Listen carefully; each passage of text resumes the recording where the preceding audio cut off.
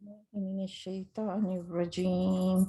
كان الناس أمة واحدة فبعث الله النبيين مبشرين ومنذرين وأنزل معهم الكتاب بالحق ليحكم بين الناس فيما اختلفوا فيه وما اختلف فيه إلا الذين أوتوه من بعد ما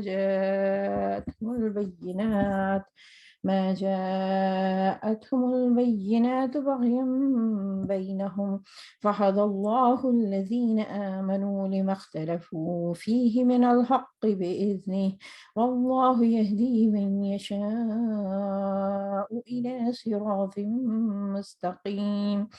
أم حسبتم أن تدخلوا الجنة ولما يأتكم مثل الذين خلوا من قبلكم مستهم البأساء والضراء وزلزلوا حتى يقول الرسول والذين آمنوا معه متى نصر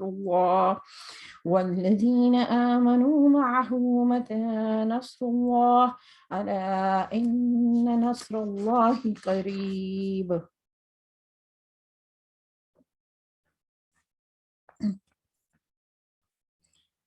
آیات 213 سے 214۔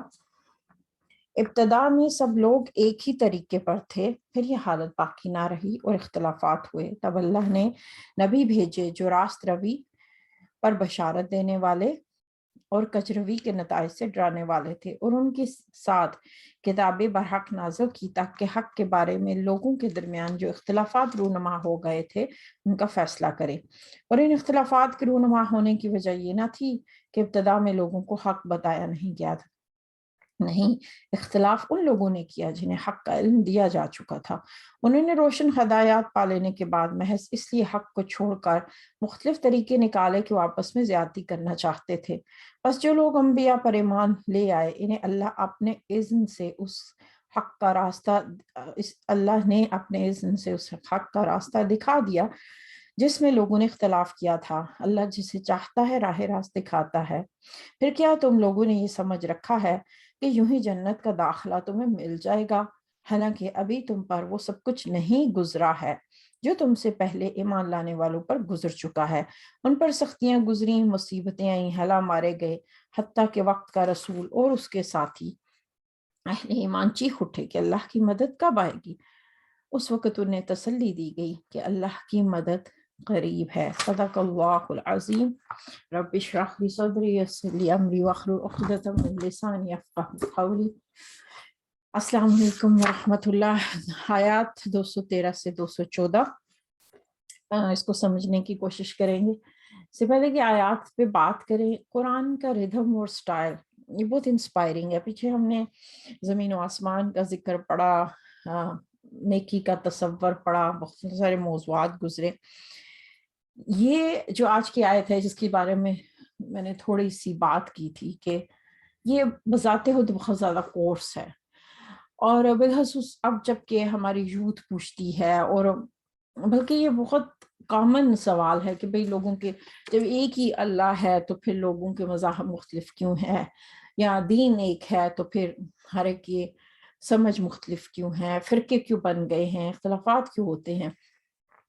تو لوگ اس چیز کو، بعض لوگ تو اس سوال کو اتنا زیادہ وہ لے کر ایکسکیوز بنا لیتے ہیں کہ بھئی چونکہ یہ بہت کنفیوزنگ ہے تو اس لیے ہم یعنی کرسچینٹی سے جو لوگوں نے اپنے مذہب کو چھوڑا اس کی ایک بہت بڑی وجہ ان کی کنفیوژن تھی، اور ہو سکتا ہے ہمارے اندر بھی اس طرح کے سوال اٹھتے ہوں۔ تو پھر بات یہ کہ اتنا اہم سوال ہے تو پھر قرآن نے اس کا کیا جواب دیا۔ تو یہ آیت جو ہم نے آج پڑھی، کان الناس امۃ واحدہ، قرآن کی جو اپروچ ہے وہ بالکل کلیئر ہے۔ وہ اس معاملے میں جو اس کا جواب دیتا ہے وہ یہ ہے کہ تمام لوگ ایک ہی طریقہ پر تھے، یعنی انسان کی جو ابتدا ہوئی ہے وہ ایک ہی طریقے سے ہوئی ہے۔ امت واحدہ، امت کا لفظ آپ نے کہیں بار سنا ہوگا، اما یا ایک کسی خاص سمت کی طرف جب آپ چلنا شروع کر دیتے ہیں تو اس کے لیے یہ لفظ استعمال ہوتا ہے۔ تیمم کا لفظ اس سے نکلا، مگر تیمم صرف مٹی سے وضو کرنے کا نام نہیں، بلکہ جب آپ مٹی کی سمت چلتے اس کو تلاش کرتے ہیں، مسافر جب سفر میں ہوتا ہے تو اس تیمم جا کر مٹی لو، تلاش کرو اور پھر اس سے وضو کرو. اور ایک قوم کے لیے امت کا لفظ تب استعمال ہوتا ہے جب ان سب کا مقصد ایک ہو، وہ ایک ہی منزل کی طرف جا رہے ہوں. اسی طرح مسجد میں جو امام ہے، جو جماعت کراتا ہے، اس کے لیے بھی لفظ امام کیوں استعمال ہوتا ہے؟ کیونکہ وہ سب کو ایک ہی سمت چلا رہا ہے. مثلاً اگر ظہر کی نماز ہے تو وہ ظہر کی نماز سب کو ایک ہی، سب کا مقصد ایک ہے، تو اس لیے وہ سب کو ایک ہی سمت چلاتا ہے. تو اس کے لیے امت کا لفظ استعمال ہوا کہ اس دنیا کے تمام انسان ایک ہی امت پر تھے، ایک ہی طریقے پر تھے. پھر انسانوں نے آپس میں اختلاف کیے. آج کیا ہوتا ہے کہ لوگ جیسے یوکے میں، یورپ میں یہ بات جو ہے نا وہ لوگ بہت زیادہ کرتے ہیں، غیر مسلم بھی کرتے ہیں، اور مسلمانوں میں بھی اس طرح کی کنفیوژنس پائی جاتی ہیں. وہ کہتے ہیں کہ نہیں، تمام مذاہب برابر ہیں. یس، ریسپیکٹ آپ ہر ایک کے فیتھ کی کریں گے، ہمیں اجازت نہیں ہے. ایون کوئی کفر و شرک بھی کر رہا ہے تو ہم کسی کا مذاق اڑانا یا وہ طریقہ ہمارا دین نہیں سکھاتا. لیکن کیا ہوتا ہے کہ لوگ اس چیز کو نا ایک بیس بناتے ہیں، ایک لاجک بناتے ہیں کہ بھئی تمام مذاہب کی ریسپیکٹ کی بات نہیں ہے، لیکن یہ کہ سب ایکول ہیں، سب ایک ہی خدا کی بندگی کرتے ہیں. اور وہ بلیم کرتے ہیں کہ جو ڈفرینس ہے نا، اگر آپ بیچ میں سے محمد کو نکال دو، عیسیٰ کو نکال دو، اس سارے پروفٹس کو نکال دو، تو بس just believe in one God. اور زیادہ سے زیادہ یہ ہے کہ بھئی ہیون اینڈ ہیل کو بلیو کر لو، باقی اس سے زیادہ کی ضرورت نہیں ہے. گویا ان کی نظر میں انبیاء جو ہیں ان کی وجہ سے اختلافات ہوئے. اب قرآن اس کے بالکل ایک اور تصویر دکھا رہا ہے. قرآن یہ کہتے ہیں کہ نہیں، سب ایک ہی امت تھے، ایک ہی کلیئر کنسپٹ کے ساتھ ہوئے. پھر انسانوں نے اختلافات کیے، شرک کیا، اور اللہ نے انبیاء بھیجے تاکہ ان اختلافات کو ختم کرنے کے لیے، دوبارہ سے ان کو امت بنانے کے لیے انبیاء آئے بالحق. یعنی قرآن کو حق کے ساتھ بھیجا تاکہ وہ لوگوں کے درمیان فیصلہ کرے. کیونکہ لوگ غلط اختلافات میں غلط رستے پہ چلتے، اختلافات کا راستہ دکھاتے ہیں، اور جو لوگ حق کو ملا جلا دیتے ہیں، جس کی وجہ سے دیکھیں جنگیں ہوتی ہیں، شرک ہو جاتا ہے. ان سب میں قرآن حق ہے، وہ انصاف قائم کرتا ہے. اب جو جنگیں ہوئی ہیں، کوئی جنگ اس لیے کرتا ہے وہ انصاف کے لیے لڑتا ہے، کوئی نا انصافی کے لیے لڑتا ہے. جنگوں کی ریزنز مختلف ہیں. اللہ اب دیکھیں کہ دنیا میں جب بھی انصاف جو قائم کر سکتا ہے وہ اللہ کے سوا کوئی نہیں، حق کے ساتھ جس نے قرآن نازل کی. کیونکہ اللہ تعالیٰ نے ہم سب کو پیدا کیا تو ہم اس کی نظر میں برابر ہیں. انسان جب انسان کے لیے انصاف کرنے کی کوشش کرے گا تو عورتیں اگر کریں گی تو عورتوں کو زیادہ ہوگا کہ ہم خواتین کو زیادہ رائٹس دیں، مرد کریں گے ان میں اور طرح کا وہ باعث ہو جائیں گے. اسی طرح ایک قوم کوئی قانون بنائے گی تو وہ اپنی قوم کا، اپنے قبیلے کا، اپنے ملک کا زیادہ کرے گی. یعنی اس طرح باعث ہونے کا خطرہ ہے. انصاف انسان جو ہے وہ نہیں اس طرح سے کر سکتا. اللہ تعالیٰ کے نزدیک مرد عورت دونوں برابر ہیں، اور اللہ چونکہ ہم سب کا خالق ہے تو اور وہ یعنی اس کے نفع نقصان ہم پہ نہیں ڈیپینڈ کرتا، اس لیے اللہ ہی منصف ہو سکتا ہے. اب پھر ان ساری باتوں سے ہو سکتا ہے آپ کو یوں لگے، اور میں بھی یہی سوچتی تھی کہ اچھا اگر انبیاء یعنی انسانوں نے اختلافات کیے اپنی یعنی اپنی غلط سوچ کی وجہ سے، وہ راستوں سے ہٹ گئے، نا انصافیاں کرنے لگے، تو اس مینس کہ جب انبیاء آئے اور انہوں کے ذریعے اللہ نے ان کو علم دیا تو اس کا مطلب کہ this was the perfect solution. اب یہاں پہ قرآن ایک اور بات کر رہا ہے. قرآن کہہ رہا ہے کہ ہم نے انبیاء کو بھیجا اور ان کے ذریعے حق بات، بینات، ہر چیز کلیئر بتا دی گئی. اب بنی اسرائیل کی جو کیس سٹڈی ہے وہ ہمیں کیا بتاتی ہے کہ علم آنے کے بعد لوگوں نے اختلاف کیے. تو اللہ تعالیٰ ہمیں سمجھا رہا ہے کہ تمہارے ساتھ بھی ہوگا. ایسا مت سمجھنا کہ اب چونکہ نبی صلی اللہ علیہ وسلم تمہارے پاس ایک آخری نبی ہے، کتاب ہے، اب کوئی اختلاف نہیں ہوگا. گویا ہمیں وارننگ دی جا رہی ہے کہ علم آنے کے بعد بھی لوگ اختلاف کرتے ہیں، اور اس اختلاف کی وجہ قرآن یہ بتا رہا ہے کہ آپس میں ایک دوسرے پہ زیادتی کرنا چاہتے ہیں. وہ پھر ایک اور طرح کی ہو جاتی ہے کہ بھئی جیسے میرے پیچھے لوگ زیادہ چلیں، میرا نام زیادہ ہو، کسی اور کا درس نہ سنیں، صرف میرا سنیں۔ یہ علماء میں یہ بگاڑ بنی اسرائیل میں ہوا، ہم نے تفصیل سے پڑھی کہ ان میں یہ چیز چلنے لگ گئی، اور پھر دینی طبقے میں علماء میں کرپشن پیدا ہوئی۔ تو قرآن ہمیں یہ سمجھا رہا ہے کہ تمہارے ساتھ بھی ہوگا۔ اب ہمارے پاس دو راستے بچے ہیں، یا تو یہی ہے نا کہ ہم، جیسے میں نے کہا کہ کچھ لوگ اس کو ایکسکیوز بنا لیتے ہیں کہ ہاں بھائی ہمیں کیا پتا کون صحیح ہے، بس ہم سائڈ پہ ہی اچھے ہیں، بالکل اپنے آپ کو کنارہ کر لیتے ہیں۔ تو ان کا تو ہم پیچھے انجام پڑھ چکے کہ سورہ فاتحہ اگر آپ کے لیے ممکن ہے سورہ فاتحہ کی جو ویڈیو ہے وہ دوبارہ سے دیکھ لیں کہ ایسے لوگوں کا کیا انجام ہوگا جو جان بوجھ کے خود کو اگنورنٹ رہتے ہیں۔ اب اللہ تعالیٰ ہمیں سمجھا رہا ہے کہ علم آنے کے باوجود تمہاری نسلیں ہو سکتا ہے دین سے دور چلی جائیں۔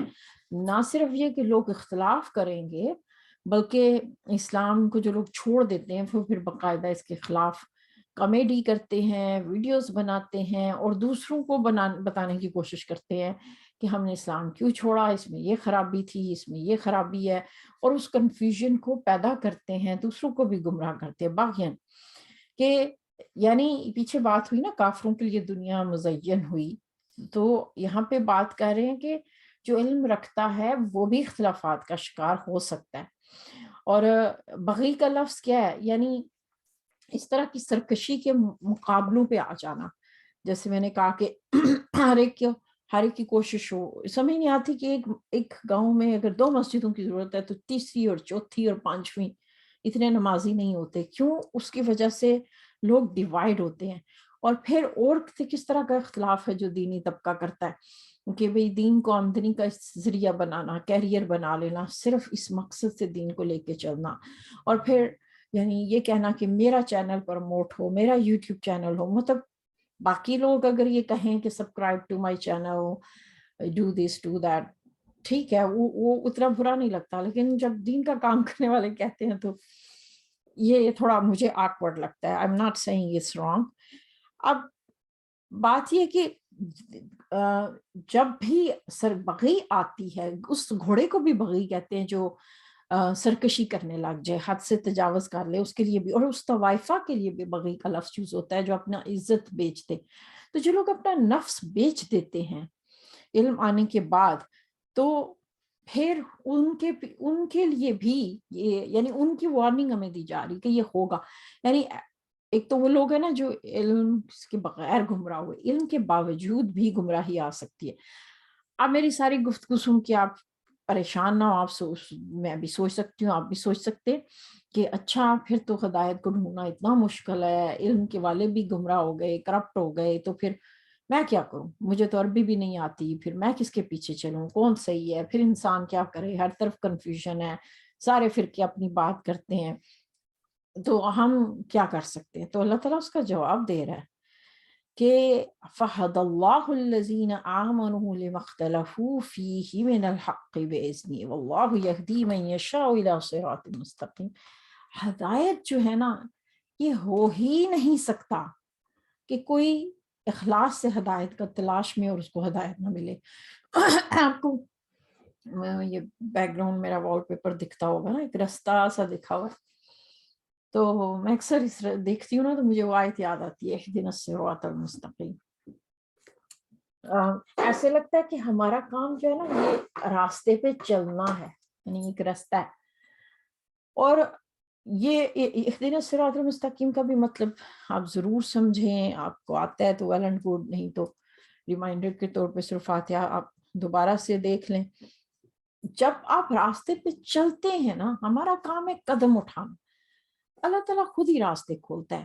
ہدایت کی تلاش کرنے والے کے لیے ہدایت کا دروازہ بند ہو جائے یہ ممکن نہیں، اللہ تعالیٰ کی سنت نہیں ہے۔ اللہ تعالیٰ دل کو ہدایت دیتا ہے۔ اللہ ولی الذین آمنوا یخرجہم من الظلمات الی النور، اللہ تعالیٰ مومنوں کا ولی ہے، ان کا دوست ہے، ان کو اندھیروں سے نکال کے روشنی کی طرف لے کر آتا ہے۔ اگر ہدایت پہ چلنا اتنا ہی مشکل ہوتا تو مطلب یہ ہمارے ساتھ زیادتی ہوتی نا، کہ اللہ تعالیٰ نے ہمیں کہا کہ ہدایت مانگو اور پھر ہدایت کو مشکل بنا۔ ہدایت پہ چلنا آسان ہے، ساری بات میٹر کرتی ہے کہ آپ کدھر جانا چاہتے ہیں. تو کوئی گمراہ ہونا چاہے تو ظاہر ہے اس کا وبال اسی پر ہے, اس کی چوائس ہے. اللہ تعالیٰ زبردستی اس کو نہیں روکے گا, اسی طرح زبردستی کسی کو نیکی پہ نہیں چلائے گا, ورنہ امتحان کا مقصد ختم ہو گیا.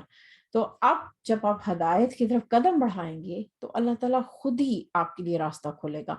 ہاں, اور ساتھ ہی آیت آ رہی ہے کہ یہ مت سوچنا کہ بس ہر چیز ہمیشہ سموتھ ہوگی.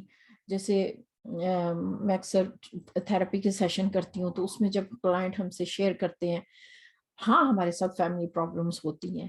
ایسے کیسے ہوتا ہے کہ خالی سڑکیں ہوں تو پھر اچھے ڈرائیور پیدا نہیں ہوتے. تو یہ سوچ لینا کہ ہم ہدایت کے راستے پڑے چلیں گے, کبھی کوئی چیلنج نہیں آئے گا, بڑا سموتھ راستہ ہوگا, مزے سے چلتے ہوئے راستے میں میکڈونلڈ کھاتے ہوئے پکنک کرتے ہوئے سیدھے جنت جا پہنچیں گے.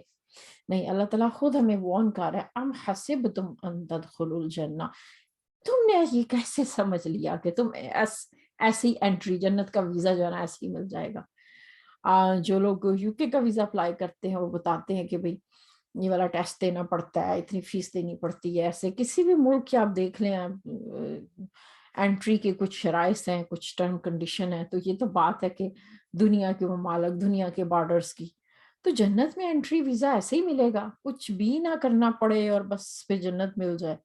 تو اللہ تعالیٰ یہاں کوشچن کے طور پہ ہمارے سامنے رکھ رہا ہے کہ جنت میں جانے کو تم نے آسان کیوں سمجھ لیا. تم سے پہلے بھی ایسے لوگ گزرے کہ جن کو ان رستوں پہ چلتے ہوئے تکلیفیں آئیں. ہم حباب بن ارت کا واقعہ آپ نے سنا ہوگا رضی اللہ عنہ, کہ جن کو ایمان لانے کی وجہ سے اس طرح آگ کے انگاروں پہ لٹایا گیا کہ اوپر لوگ کھڑے ہو گئے اور ان کی پوری کھال جل کے میلٹ ہو گئی, اور وہ نبی صلی اللہ علیہ وسلم کے پاس اسی حالت میں آئے روتے ہوئے. تو نبی صلی اللہ علیہ وسلم نے ان کو بتایا کہ اس سے قبل بھی لوگوں پر ایسے ہی ظلم ہوئے, اس سے زیادہ ہوئے. ایمان لانے کی وجہ سے ان پہ بہت زیادہ مصیبتیں آئیں, سختیاں آئیں. پھر نبی صلی اللہ علیہ وسلم کے زمانے میں ہم دیکھتے ہیں جیسے حضرت سمیہ رضی اللہ عنہا, جو پہلی خاتون, جو پہلی شہید خاتون تھی, ان کو شہید کر دیا گیا. ہم جب وہ سارے قصے پڑھتے ہیں تو ہمیں کیا سمجھ آتی ہے, اور ان کو سب سے زیادہ جو مسئلے ہوئے اپنی فیملی کی طرف سے ہوئے. اور ہر نبی کے جو ہم سٹوری قرآن میں پڑھتے ہیں اس میں فیملی پرابلم, فیملی ایشوز کو بہت زیادہ بتایا گیا ہے. تو اللہ نے تو یہ کہیں نہیں کہا کہ تمہیں پھر جو ہے سب سے اچھا اور نیک ہسبینڈ ملے گا, سب سے اچھے سسرال والے ملیں گے, ہر بندہ بہت نیک ہوگا تو تم آسانی سے نیکیاں کر سکو گے. اگر تو میں یہ ٹرم کنڈیشن رکھ دوں کہ اگر میرے ارد گرد کے لوگ بہت نیک ہوں, بہت اچھے ہوں, حالات صحیح ہوں, کرپشن نہ ہو, مہنگائی نہ ہو, سب لوگ اللہ کے حکموں پہ چل رہے ہوں, تو پھر تو میں 100 کی سپیڈ پہ جنت جاؤں گی. So that's not a big deal. جب حالات سموتھ نہ ہوں اور پھر آپ چلیں. ابھی ہم بات کر رہے تھے صحابہ کرام کی, تو دیکھیں ہمارے دور میں بھی آج ہم یو کے میں اکثر ایسے خواتین سے, لوگوں سے ملتے ہیں جو اسلام قبول کرتے ہیں, تو ان کی فیملیز چھوٹ جاتی ہیں, ان کی جابس چلی جاتی ہیں, ان کو اس کلمے کی اتنی بھاری قیمت ادا کرنی پڑتی ہے. تو جب آپ ان سے ملتے ہیں تو ہم حیران ہوتے ہیں کہ اچھا یہ کلمے کی خاطر آپ یہ سارے پروسیس سے گزرے اور آپ کو یہ مصیبتیں اٹھانی پڑی. اور بعض اوقات ممکن ہے کہ وہ جو اس ایمان اور کلمے کی وجہ سے تکلیف دی جا رہی ہے وہ غیر مسلم نہ ہو. مسلمان ممالک میں اتنا ظلم ہوتا ہے اس ایمان کی وجہ سے. جیسے ہم میں سے جو لوگ ترکی کی ہسٹری سے واقف ہیں, جب وہاں پہ حجاب پہ پابندی لگائی گئی, اذان پہ, اور اتاترک نے کوشش کی کہ آپریشن کر کے لوگوں کے دلوں سے اسلام نکالا جائے, اور ایون مسجدیں خالی کر دی گئیں اور پولیس گھروں میں چھاپے مار کے دیکھتی تھی کہ کوئی نماز تو نہیں پڑھ رہا. بالخصوص جو لوگ گورنمنٹ جابس کر رہے تھے ان کو کہا گیا کہ وہ قرآن نہیں پڑھ سکیں گے, ان کا حجاب پر پابندی ہوگی. تو ایک خاتون تھی جو ان کی ایجوکیشن جو بالکل ایجوکیشن کا جو پورا ڈپارٹمنٹ ہے اس کی وہ ہیڈ تھی, اور وہ حجاب لیتی تھی اور وہ ساتھ ہی قرآن حفظ کر رہی تھی. تو جب ان پہ بات آئی کہ آپ کو حجاب چھوڑنا پڑے گا تو انہوں نے کہا ٹھیک ہے میں حجاب چھوڑ دیتی ہوں. تو ان کو کوئی اور اس طرح کی خاتون ملی نہیں کہ جو ان کے لیول کی ہو, ان کو نہیں کوئی رکھنا پڑا. لیکن انہوں نے سے کہا کہ تنہا آپ کو نا ایک عام کلرک جتنی ملے گی, اور ان کے نام کے ساتھ سے بھی آفیسر لفظ ہٹا دیا گیا, لیکن جاب آپ یہی کریں گی اگر آپ کو حجاب لینا ہے. پھر انہوں نے حجاب کے ساتھ اس شرط کو منظور کر لیا. تو چونکہ قرآن حفظ کر رہی تھی، سیکھتی تھیں، تو قرآن پہ پابندی لگی. گورنمنٹ جاب کرنے والوں کے گھروں پہ چھاپے مارے گئے، تو قرآن ان کے گھروں سے لے لیے گئے، کاپیز جلا دی گئی. اب ان خاتون کے گھر پہ جب چھاپا پڑا تو وہ ایک ایسے گھر میں رہتی تھی جہاں فارم ہاؤس تھا، جانور بھی تھے. تو پولیس نے سارے گھر کی تلاشی لی، تو انہوں نے قرآن کو اس جگہ چھپا دیا جہاں جانوروں کا گوبر ہوتا ہے، کیونکہ وہ واحد جگہ تھی جہاں پولیس نے سوچا کہ قرآن ان کو نہیں وہ رکھیں گے نا. پھر وہ چھپ کے اس جانوروں کے درمیان اس جگہ پہ بیٹھ کے انہوں نے باقی پوری زندگی قرآن پڑھا، اور اپنے بچوں کو بھی اسی فارم ہاؤس میں قرآن چھپ کے وہ پڑھایا کرتی تھی. اور وہ قرآن کی کاپی جو ہے وہ ان کی نگلی نسلوں کے پاس آج بھی موجود ہے، جیسے گوبر کی سمیل آتی ہے، لیکن وہ واحد کاپی تھی جو اس وقت ان کے پاس بچ گئی. تو یہ لوگ تھے. اب یہی بات ہے کہ جب لوگ بہت زیادہ شکایت کرتے ہیں نا کہ پاکستان کے حالات یہ، اور پاکستان میں یہ مشکل ہے، یہ بے حیائی ہے، تو آئی وش کہ ہر پاکستانی جو ہے نا وہ دوسرے مسلم ممالک میں ضرور وزٹ کرے. بچپن میں سنا کرتے تھے پاکستان اسلام کا قلعہ ہے، تو ہم حیران ہوتے تھے کہ نہیں، یہاں تو کچھ بھی اسلام کا نہیں دکھتا. ہمیں بھی ایسے لگتا تھا، ہم بھی حالات کا گلہ کرتے تھے. تو یہ کیوں کہتے ہیں قلعہ؟ لیکن جب آپ دوسرے ممالک میں جاتے ہیں نا، تو ایک بات نے مجھے بڑا حیران کیا کہ جیسے پاکستان میں فار سیک آف سیئنگ آج گورنمنٹ اعلان کر دے کہ اذان پہ پابندی ہے، یا پھر یہ کہ قرآن نہیں آپ پڑھ سکتے، قرآن پہ پابندی ہے، تو میں اکثر سوچتی ہوں وہ پاکستانی جس نے زندگی میں کبھی نماز نہیں پڑھی، جو زندگی میں شاید کبھی مسجد نہ گیا، وہ بھی سڑک پہ نکل آئے گا احتجاج کرنے کے لیے. یعنی ان کی نظر میں، اور میں نے آج تک کسی پاکستانی کو قرآن کا مذاق اڑاتے نہیں دیکھا، جبکہ باقی مسلم دنیا میں یہ چیز آ چکی ہے. لوگ کھلم کھلا کہتے ہیں ہم نے اسلام چھوڑ دیا، اسلام میں یہ خرابی ہے، اللہ رسول کے بارے میں وہ کھلم کھلا باتیں کرتے ہیں. تو پاکستانی جس لیول پہ بھی ہیں، ان کے اندر میں نے یہ نہیں دیکھا کہ وہ کھلم کھلا اللہ اور اس کے رسول کا مذاق اڑائیں یا قرآن کے بارے میں ایسی ویسی بات کریں. بلکہ اگر کوئی کرتا بھی ہے تو ان کو اچھا نہیں لگتا. تو یہ بات میں نے اس لیے کی کہ ہر معاشرے میں جو اچھی باتیں ہوتی ہیں ان پہ بھی بات کرنی چاہیے، کیونکہ ہم بہت زیادہ حالات کا گلہ کرتے ہیں. ہم بہت زیادہ ہر وقت میڈیا ان باتوں کو اٹھاتا ہے جو صحیح نہیں ہے. حالانکہ ہر معاشرے میں چیلنجز تھے. بنی اسرائیل کی کیس اسٹڈی ہم پڑھ رہے ہیں، پاکستانی سوسائٹی کے بھی چیلنجز ہیں، لیکن وہاں اچھی باتیں بھی ہیں. رہی بات چیلنجز کی، تو وہ چاہے ہم حضرت موسیٰ علیہ السلام کے زمانے میں پیدا ہوتے، حضرت آدم کے زمانے میں پیدا ہوتے، قرآن یہ کہہ رہا ہے کہ تم یہ نہ سوچو کہ ہم سعودی کے عرب کے اندر اس وقت مکہ میں بھی چلے جائیں. تو ایسا ممکن ہی نہیں ہے کہ کسی کو کوئی چیلنج پیش نہ آئے اور اس کو آسانی سے، یعنی بغیر کچھ کیے جنت میں داخلہ مل جائے. یہی قرآن ہمیں یہاں بتا رہا ہے کہ جنت تمہیں کمانی پڑے گی. اور دیکھیں جب کمائیاں کرنی پڑتی ہیں، لوگ تھوڑے سے پیسے کمانے کے لیے، مہینے کے چند ہزار روپے یا چند پاؤنڈ کمانے کے لیے کتنے گھنٹے لگاتے ہیں. ایسے کیسے ہو سکتا ہے؟ ایک پلاٹ خریدنا ہو تو زندگیاں، لوگوں کی زندگی پوری لگ جاتی ہے ایک گاڑی، ایک پلاٹ، ایک گھر خریدنے کے لیے. تو جنت جیسی قیمتی چیز ایسے ہی مل جائے تو ہو نہیں سکتا. جنت کی ایک ویلیو، اور جنت کی طرف چلنا، یعنی میرا اور کام ہے آپ کا بس چل پڑنا. منزل تک پہنچانے والا اللہ ہے، اور راستے میں جدھر بھی موت آ جائے وہ شہادت کی موت ہے. اللہ تعالیٰ ہمیں راستے پہ چلنے والا بنائے، اور اسی راستے پہ ہی جب اللہ ہمیں بلائے تو ہم اس راستے پہ چل رہے ہوں. اللہم اجعل القرآن ربیع قلبی ونور صدری وجلاء حزنی وذہاب ہمی وغمی. السلام علیکم ورحمۃ اللہ.